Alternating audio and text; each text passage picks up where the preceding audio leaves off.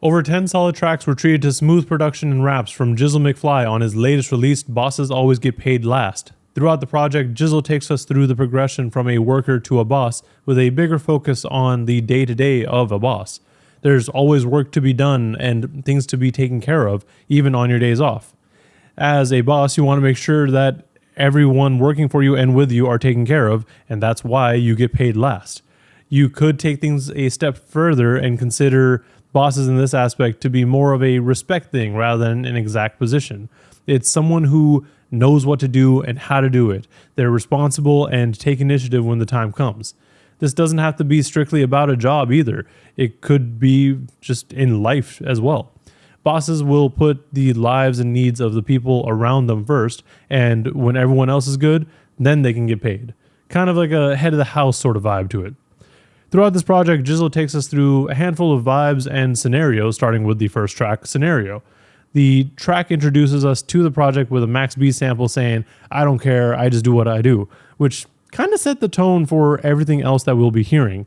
Gizzle's in his own world here, where he's creating what he wants to do with the knowledge that his consistency and perseverance will carry him on to the next level. Like, he's not going to change himself or change things up just to get a quick boost. He's not going to follow trends for that.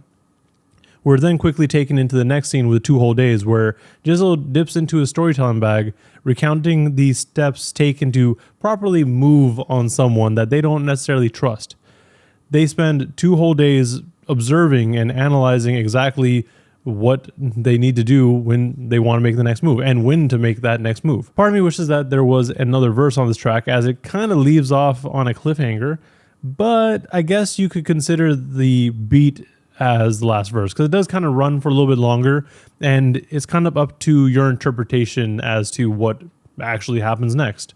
Speaking of production and leaving things up to interpretation though, there are a handful of tracks with really solid production and beats that really bring together and set the scenes well. The interlude-like tracks, Frosted Mini Wheats and Charge It /Game, are very production heavy in my mind, and also serve their purpose as well. Frosted Mini Wheats has us getting a glimpse into Gizzle's day-to-day and reminds us that there's really no days off. It's honestly one of the few tracks that I can really well visualize what he's trying to say and what he's doing in the moment.